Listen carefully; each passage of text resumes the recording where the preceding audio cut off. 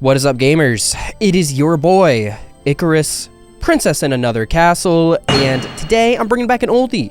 I'm bringing back a goodie. It's the ranking of the Spiel des Jahres games, and hopefully I'm nailing that, because before this, I was just like watching the YouTube video that was like, how to pronounce Spiel des Jahres. There's like, Spiel des Jahres, Spiel des Jahres, and I think I'm still butchering it.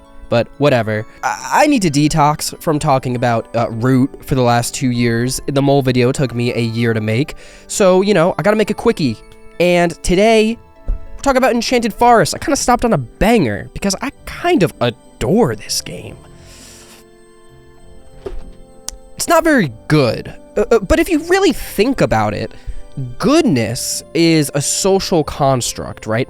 And somehow this game breaks that down by being one of the best, quote-unquote, bad games I've ever had the pleasure of playing.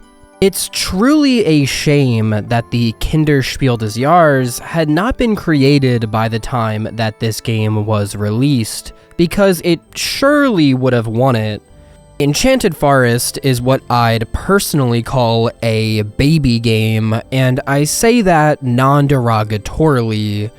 While I can't personally tell you what the designer's intent was, and maybe the game could even be argued to be a family game, it feels mostly targeted towards younger kids, and that will be the lens I view this piece of art through.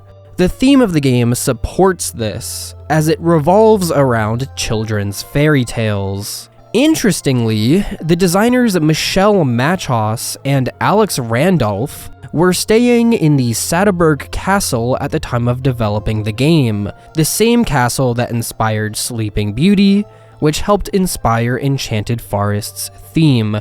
Pretty cool, if you ask me. So, as the story goes, Machos and Randolph weren't too amped about the product they had created, but they were happy with the artwork, which was done by the same studio as Hare and Tortoise. In my opinion, totally fair take, right? Because aesthetically, I think this game and Hare and Tortoise go pretty goddamn hard. Anyways, the game was nominated for the Spiel des Jahres in 1981 and lost to Focus, which is honestly a miracle because, as we know, that game is overhyped. But not only did it lose to Focus, it lost to every other game nominated. It placed 8th of 8 in the 1981 bid for Game of the Year. So what happens next might shock you. In 1982, the game was nominated for the Spiel des Jahres a second time, due to a quote-unquote small number of game releases that year. And this time, it wins, which is completely and utterly insane. Imagine in the Big 2-6, the Academy going, yeah, you know what? This year was dog shit. Let's put Ralph Fiennes up for Best Actor again. And then he won it. It would literally ruin a handful of people's lives. The amount of tweets and video essays coming out would be unbelievable. What's also really funny about this is the fact that 2 other games from 1981 were nominated in 1982 as well. Sid Sackson's Can't Stop being one of them, which is a game that you can still buy in Barnes & Noble, and Havana, which is a game I don't know shit about, sorry guys. But somehow, not only did Enchanted Forest become better than those 2 games in a year, but it also became better than the 5 other nominees in 1982. I think this framing gives you a good idea of the type of game we're playing here. Enchanted Forest is a game for children that won the Spiel des Jahres during a year they recycled almost half the nominees from the year before. Not even the designer himself could believe the win. Apparently Machos did not think the game to be of that high caliber. Despite the designer's opinion of the game and the admittedly underlying shittiness of it, I still think Enchanted Forest remains really fun. It's really all about your mindset at the end of the day, baby. So, without further ado, let's get into the rules. Before I get into the rules, allow me to set the scene. The king is dead. Well, actually, he's not dead, but he is on his way out. The king is a dink daddy who never had kids, but he needs a successor. That's where you, the player, come in. The king had often heard whispers throughout his years that there were treasures hidden in the enchanted forest outside his castle. In true king fashion, he says to himself, yeah, I need that shit. About something that he totally, unquestionably, without a shadow of a doubt, does not need. He wants these objects so badly that he says whoever steals brings 3 of these treasures to him, he will name the next king. Damn! Alright, listen, jokes aside, this shit goes hard. If I was a kid, I would want my goddamn enchanted forest and I would want to be king. I mean, honestly, I'll take an enchanted forest now. Like, can you please spare an enchanted forest? I just want a crumb of enchanted forest. Please, I am begging you. Regardless, the game itself is pretty straightforward. To set up Enchanted Forest, you'll mix up the 13 trees and place one on each tree space. Each player selects a wooden playing figure and places it in the village square. Finally, shuffle the 13 treasure cards and place them in the castle courtyard. Then flip over the top card. The object of the game is to get 3 treasures for the king. Each tree has a treasure shown beneath it. The face-up treasure at the castle courtyard is the treasure the king is currently looking for. Players must memorize which tree each treasure is under in order to gain the treasure cards, or they can get lucky. More on that later. On a player's turn, they'll roll 2d6. With the 2 resulting numbers, a player takes 2 moves. Each move on its own must be in one direction. So on a turn, if a player rolled a 4 and 3, they could choose to move 4 spaces forward, stop, and then move another 3 spaces forward. They could instead also move 4 spaces forward and then 3 spaces backwards. The TLDR is that the 2 die are basically considered 2 individual moves.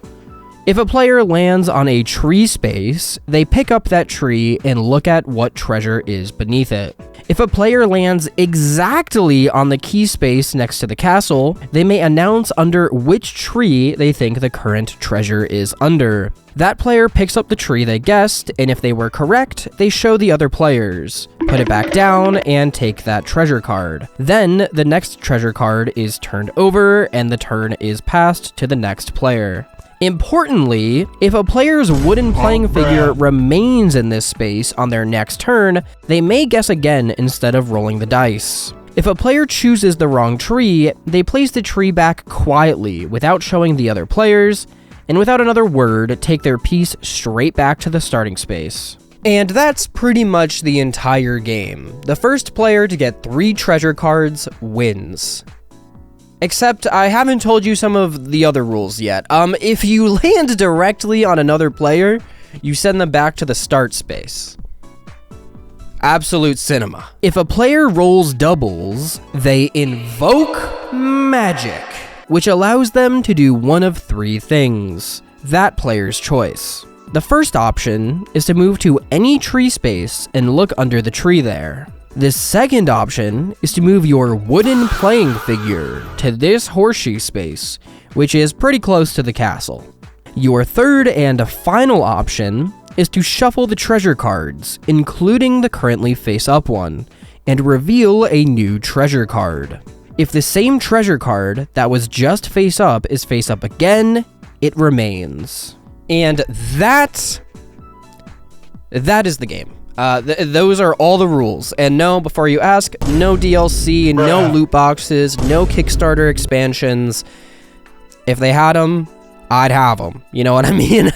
But really, I think it would be really easy to do the YouTube Game Critic in 2026 thing, where I act like I found this game in bed with my wife, and I'm like, oh, it ruined my childhood! How could this game possibly win your Spiel des Jahres, bro? Like, it has like 4 rules, baby game. I'm not gonna do that. I'm not going to do that because unlike those people, I like games. I do like myself a good game from time to time, and I had some fun with this one. I think it's pretty fun. For what Enchanted Forest is, I actually think it's quite stellar. If I ever have kids, this game will probably end up being a core memory for them, just like how that game with the shiny fish on the cover is for me. The theme of Enchanted Forest simply cannot be ignored. I love the box art and even the cardboard insert. Something like this insert would never be done in 2026. Now we just have minimalistic plastic inserts. Back in the day, they were cooking with this extra art. I mean, like, to be fair, I think it's just the cover again, but it's still cool. The board is whimsical, and the cards just ooze fairy tale. It's honestly really well done. I will say though, I was looking at the box art one morning, and I looked at Rumpelstiltskin, and it got me thinking, does that look a little... does he look a little... So I did some Googling. Rumpelstiltskin has quite a problematic origin, which is unfortunate because the copy I have, the 1994 edition, is the only edition of the game that includes him. Regardless, I felt it morally important to mention this, as once you see it, it's pretty difficult to unsee. To be fair, a lot of the Brothers Grimm's fairy tales have not aged gracefully, and there are some others in this game, but Rumpelstiltskin was the only one that jumped out at me as being overtly visually problematic. I'd also like to be clear in saying that I don't think that Enchanted Forest itself has anti-Semitic themes, nor am I accusing anyone involved in the making of the game of being such. I just think that the fact my brain went to, is this character anti-Semitic, from this art, but I've never heard of this in relation to the character in Shrek, kind of speaks to the art itself. Luckily, if this is something you think will bother you, there's like a million different printings of this game to pick from, and if I've somehow convinced you to buy this game for toddlers, personally, I think the 2014 version looks quite nice with the 3 little pigs. Back to the game itself, the writing in these older rulebooks is really funny. The rulebook is very specific as to what each treasure is and where it's from. My friends and I had quite the hoot and holler just reading what each of the treasures were. The crown of the emperor with the new clothes. This was my favorite story when I was a kid. Do you know about the emperor with the new clothes? No, I don't. You don't know about this? I don't think I've ever heard of this story. It's a story about an emperor. I think it's I want to say it's Chinese in origin, but like his tailors keep like gassing him up. Like he keeps letting people gas him up, and eventually one of his tailors is like, "Sir, you won't believe it. I've invented these new invisible clothes for you." And then he parades around and makes everybody be like, "Look at my new clothes. Look how good I look." And everybody's like, "Why the fuck are you naked?" Yeah. What's the moral of this story? Hubris and not letting people... not being manipulated. Not letting people get in your head. Also, I always took from it that the powerful can be humiliated. By far, my favorite oddly specific rule is what happens if you guess a tree incorrectly. The rules state to put the tree back down quietly and without another word, I might add, take your wooden playing figure and place it back in the village. What? Which one did you look at? Without saying a word, Jake.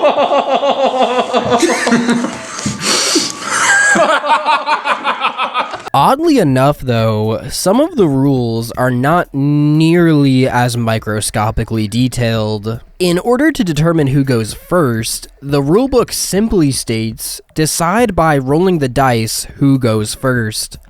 But like, Who goes first based on that die roll? Highest roll? Lowest roll? You'd assume highest, but it isn't specific. Like, I know I'm being a total asshole even mentioning this, and this doesn't really affect my enjoyment of the game at all, but it is my civil duty to admit that the writing is a bit unclear. Now, specifying high roll is one thing, but something like magic is much more important. In the rules, it's stated, whenever you throw a double, you may, if you wish, use magic. That is, you may do one of the following, whichever you find most advantageous. Now, a normal person would look at that and assume that it replaces your movement, but the worst person you've ever met might argue that it's slightly unclear whether or not you would get to move after using magic. After all, it only states that you may use magic. It never states that you do not get your normal roll. Now, to be completely honest, none of this really matters because this game was made for people who have barely self-actualized, and really, I won't be holding most of this against the game, but it's really interesting just how different the times were. This has been a pattern from all the Spiel des Jahres I've reviewed so far, and I'm looking forward to seeing how the rulebooks evolve throughout this series. For what it's worth, aside from being a stickler because I have a degree in this shit, I think the rulebook is fine. It's good enough to get a family playing, and that's all it really needs to do. But like, yeah, it's kind of bad. Actually playing Enchanted Forest is an absolute pleasure, and also kind of a clusterfuck, but regardless of that, the game is a memory game at its core, and the one piece of information I remember from my undergrad sophomore year Psych 101 class is that the average human can memorize about 5 to 7 pieces of information at a time, so you'd have to be absolutely like brain-mogging this game to memorize the locations of all 13 treasures in the Enchanted Forest. But luckily, you don't really have to, since you can guess trees blindly. Most games of Enchanted Forest go through the same phases. The game starts and everyone looks for the treasure that is currently revealed. Once a player finds it, they'll run towards the castle to try to guess it. But until that point, everyone is just running around looking under trees. Once the first treasure has been found or flipped back into the deck through magic, Whoa! We should change it. Usually most of the trees have been seen, and players will start dashing to the castle to try to guess. This is where the game gets violent, and players start trying to bump each other back to start. Get the fuck out of here.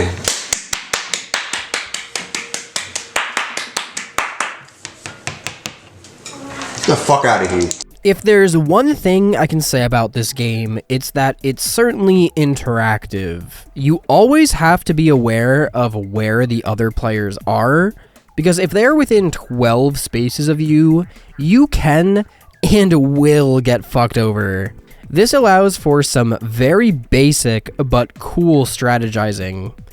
In one of the games we played, I faked knowing where the treasure was and rushed to the castle. My friend Matt was also near the castle, so I moved away slightly to allow him to guess, so that after he got the treasure card, I could then bump him and guess the newly revealed card.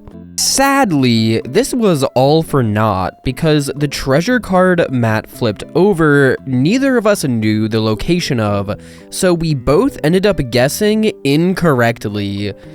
Guessing is a totally valid and low-key OP strat, because if you know the location of a handful of treasures, you can have a pretty decent shot at getting the right tree just by process of elimination. What made this moment of the game even possible, and the mechanic that gives this game any legs at all, is its vector-based movement. Having each die be an individual move instead of combining the 2 dice into a single move is pretty genius. First of all, it allows you to do multiple things on your turn. You can check a tree with your first move and then bump someone back to home with your second. The board itself is set up nicely with branching paths to allow for some real decisions to be made as well. In contrast to other kids games like Candyland and Sorry, there is an impressive amount of choices to be made here, especially since you are not on a linear path, but rather a 2D plane. Each move, you get to choose the direction you move in, giving players an impressive amount of freedom compared to its peers. The dice being separate moves also helps make these options more clear to the youngsters playing the game. Instead of having to add the numbers on the dice, which a younger kid might not be able to do, especially nowadays, am I right?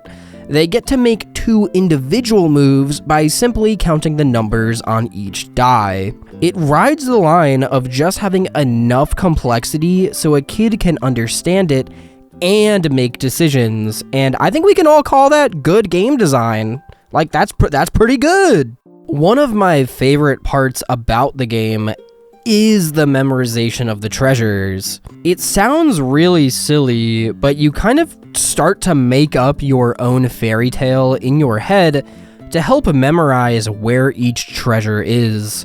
For example, if Cinderella's slippers and Puss in Boots' giant boots were near each other, that's clearly the shoe section, and then maybe they walked over to the tower nearby.